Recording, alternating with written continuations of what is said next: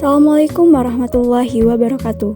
Halo teman-teman, dalam video kali ini kami akan membahas mengenai model perencanaan pembelajaran camp Morrison and Ross Instructional Design Plan, yang dimana kelompok 2 terdiri dari Alicia Raisna Sutisna, Dinda Agnia Nur Kamila, Fajwa Nur Halijah Jahra, Fahira Nur Latifa, Galuh Muhammad Furqan, dan Hasna Mesa Nur Apipah. Dalam video pembahasan kali ini akan membahas mengenai pengertian model perencanaan pembelajaran camp Morrison and Ross Instructional Design Plan, kemudian karakteristik komponen-komponen model perencanaan pembelajaran camp Morrison and Ross Instructional Design Plan, dan yang terakhir mengenai analisis masalah atau studi kasus terkait model perencanaan pembelajaran camp Morrison and Ross Instructional Design Plan. Selamat menyimak teman-teman. Pembahasan pertama mengenai pengertian model perencanaan pembelajaran camp Morrison and Ross Instructional Design Plan. Menurut camp, sebuah rancangan perangkat pembelajaran merupakan suatu lingkaran yang saling berhubungan dan berkelanjutan, sesuai dengan kurikulum yang ditetapkan di Indonesia bahwa proses pembelajaran yang baik berorientasi pada tujuan, maka proses awal pengembangan adalah menetapkan tujuan yang tepat. Camp yang paling awal dalam mengembangkan model berorientasi desain instruksional di pendidikan. Model camp juga menjelaskan tentang cara berpikir siswa dalam menyelesaikan masalah-masalah umum, serta tujuan pembelajaran berupa bimbingan yang sistematis. Model ini memberikan arahan kepada para pengembang desain instruksional, cara menentukan tujuan pembelajaran yang tepat melalui pemilihan karakteristik siswa. Tujuan utama dari desain yang dikembangkan oleh camp ini adalah untuk membuat rencana pembelajaran yang sesuai, dan tujuan pembelajaran bukan hal yang utama. Yang pada sebelumnya telah dijelaskan bahwa model ini memberikan arahan kepada para pengembang desain instruksional cara menentukan tujuan pembelajaran, yakni melalui pemilihan karakteristik siswa. Kemudian, pengembangan desain ini dimulai di kelas dengan cara yang pertama, mengidentifikasi masalah pembelajaran. Pada tahap mengidentifikasi masalah pembelajaran ini dilakukan dengan tujuan berdasarkan masalah pembelajaran yang terdapat di dalam kurikulum yang berlaku untuk bahan kajian yang akan dikembangkan perangkatnya. Kemudian yang kedua, menganalisis karakteristik siswa dan menganalisis tugas. Pada tahap ini dilakukan analisis karakteristik siswa yang nantinya akan menjadi tempat implementasi perangkat. Karakteristik yang dimaksud ini meliputi ciri, kemampuan, dan pengalaman, baik itu secara individu maupun sebagai kelompok. Sumber untuk memperolehnya antara lain dari guru, kepala sekolah, atau dokumen-dokumen yang relevan. Ciri pribadi misalnya yakni sikap, ketekunan terhadap pelajaran, dan sebagainya. Kemudian menganalisis tugas. Menganalisis tugas ini merupakan perincian isi mata ajar dalam bentuk garis besar untuk menguasai isi bahan kajian atau mempelajari keterampilan yang mencakup keterampilan kognitif, keterampilan psikomotor, dan keterampilan sosial. Analisis tugas ini meliputi analisis struktur isi, analisis prosedural, analisis konsep, dan pemrosesan informasi. Analisis struktur ini dilakukan dengan mencermati kurikulum, sedangkan analisis prosedural adalah mencermati tugas yang dilakukan dengan mengidentifikasi tahap penyelesaian tugas sehingga diperoleh peta tugas. Analisis pemrosesan informasi dilakukan untuk mengelompokkan tugas-tugas yang akan dilaksanakan oleh siswa selama pembelajaran berlangsung dengan mempertimbangkan alokasi waktu. Analisis pemrosesan informasi ini akan menghasilkan cakupan konsep atau tugas yang akan diajarkan dalam pembelajaran yang tertuang dalam satu rencana pembelajaran. Kemudian yang ketiga, menyusun tujuan pembelajaran, menyusun konten pembelajaran, memilih strategi pembelajaran yang sesuai, merancang pesan, mengembangkan proses pembelajaran. Nah, tujuan pembelajaran ini dihasilkan dari proses analisis tujuan yang dilakukan pada tahap masalah pembelajaran. Nah, kemudian pada menyusun konten pembelajaran, pokok bahasan yang akan diajarkan ini diurutkan terlebih dahulu. Setelah isi pokok bahasan telah diurutkan, langkah selanjutnya yakni menentukan strategi awal dalam pembelajaran. Yang selanjutnya memilih strategi pembelajaran yang sesuai. Strategi pembelajaran yang digunakan ini mesti menggambarkan urutan dan metode pembelajaran untuk mencapai tujuan yang telah ditetapkan pada awal. Kriteria umum untuk memilih strategi belajar mengajar yang sesuai dengan tujuan instruksional khusus di antaranya efisiensi, keefektifan, ekonomis, kepraktisan melalui suatu analisis alternatif. Selanjutnya, merancang pesan, mengembangkan proses pembelajaran. Metode penyampaian ditentukan berdasarkan tujuan yang telah ditetapkan sebelumnya. Dan yang terakhir, mengevaluasi instrumen. Mengevaluasi instrumen ini bertujuan untuk mengevaluasi dan memperbaiki perangkat pembelajaran yang dikembangkan sebelumnya. Bagian selanjutnya ada karakteristik komponen-komponen model perencanaan pembelajaran Kemp, Morrison, and Ross Instructional Design Plan. Tujuan desain pembelajaran adalah membuat pembelajaran menjadi lebih efisien, efektif, dan mengurangi tingkat kesulitan. Pembelajaran yang didesain atau dirancang dengan sangat baik akan menghemat waktu dan dana. Artinya, suatu kegiatan pendidikan dan pelatihan yang tidak dirancang dengan sangat baik akan membuang waktu dan biaya. Model Morrison, Ross, dan Kemp pada awalnya lebih dikenal dengan model desain atau desain Kemp. Model ini menekankan pada perspektif siswa dengan mengajukan 6 pertanyaan dasar berikut. Yang pertama, tingkat kesiapan macam apa yang dibutuhkan oleh siswa secara perorangan untuk menyelesaikan tujuan khusus pembelajaran. Yang kedua, strategi mana yang paling sesuai dengan tujuan-tujuan khusus dan karakteristik siswa. Yang ketiga, media dan sumber belajar apa yang paling cocok. Yang keempat, dukungan apa yang diperlukan untuk keberhasilan belajar. Yang kelima, bagaimana menentukan pencapaian tujuan khusus pembelajaran. Yang kelima, perbaikan apa yang diperlukan jika suatu uji coba, program, atau desain tidak sesuai dengan yang diharapkan. Lalu yang berkaitan dengan desain pembelajaran, Morrison, Ross, dan Kemp mengidentifikasi ada 4 komponen atau unsur mendasar, yaitu ada siswa, tujuan, metode, dan evaluasi, di mana integrasi komponen tambahan membentuk 9 elemen lengkap dari proses desain instruksional. 9 komponen tersebut diantaranya, yang pertama ada identifikasi masalah pengajaran, yakni meliputi penilaian kebutuhan, analisis tujuan, atau penilaian kinerja dapat membantu mengidentifikasi masalah pengajaran dan menentukan tujuan untuk merancang program pengajaran. Yang kedua, memeriksa karakteristik pembelajar yang mampu memengaruhi keputusan instruksional.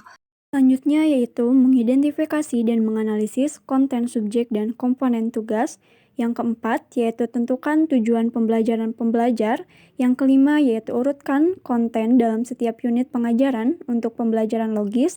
Dan yang keenam, merancang strategi instruksional. Selanjutnya, nomor 7 ada rancang pesan instruksional dan kembangkan instruksinya. Proses desain pesan ini memberikan perancang sarana untuk mengkomunikasikan strategi pengajaran secara efektif. 8. Mengembangkan instrumen evaluasi untuk penilaian tujuan.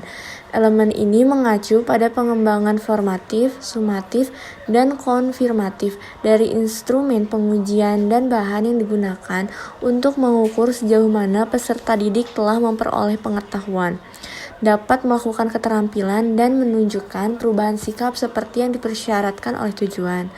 Yang terakhir, memilih sumber daya untuk mendukung kegiatan pengajaran dan pembelajaran yang dirancang. Sumber daya termasuk masalah logistik seperti anggaran, fasilitas, dan bahan, peralatan, dan personel layanan yang diperlukan untuk mendukung keberhasilan pengiriman instruksi. Selanjutnya saya akan menjelaskan mengenai analisis masalah dan juga studi kasus yang sudah dilakukan oleh kelompok kami yang berkaitan dengan model pembelajaran Kemp. Sebelumnya, pada tahun 2007, Trianto telah menyatakan bahwa model pembelajaran merupakan kerangka konseptual yang melukiskan prosedur sistematik dalam mengorganisasikan pengalaman belajar untuk mencapai tujuan belajar tertentu dan berfungsi sebagai pedoman bagi perancang pembelajaran dan para pendidik dalam merancang dan juga melaksanakan pembelajaran. Untuk memberikan pengalaman kegiatan belajar mengajar yang tersampaikan dan menyenangkan, tentunya merupakan tugas pendidik untuk memilih dan juga menentukan model pembelajaran yang akan dilaksanakan olehnya. Nah, dalam memilih model pembelajaran ini, pendidik perlu memperhatikan kebutuhan yang diperlukan oleh siswa sehingga pembelajaran yang terlaksana akan secara merata diterima oleh setiap siswanya. Salah satu model pembelajaran ialah model pembelajaran Kemp, di mana model ini memiliki 10 tahapan di dalamnya yang perlu dilaksanakan oleh pendidik sebagai pelaksana kegiatan belajar mengajar. Model pembelajaran Gerald A. Kemp yang berbentuk lingkaran merupakan salah satu model pembelajaran yang digunakan dalam konteks pendidikan.